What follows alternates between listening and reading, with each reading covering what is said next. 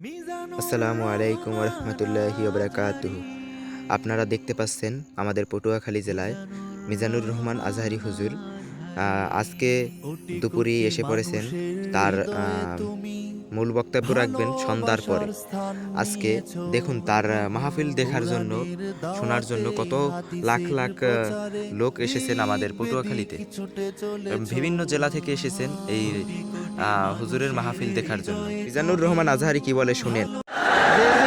মাশাআল্লাহ, এরাই আগামী বাংলাদেশ,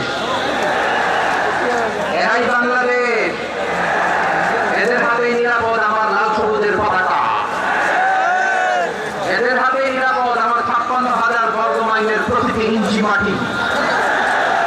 এজন্য তোমাদেরকে সাবধান থাকতে হবে, সজাগ থাকতে হবে দেশের জন্য, এদেশের সার্বভৌমত্বের জন্য। ঠিক কিনা বলেন? আমার প্রিয় ভাইরা, আপনারা এখন যেমনি নিশ্চুপ, নীরব, very quiet and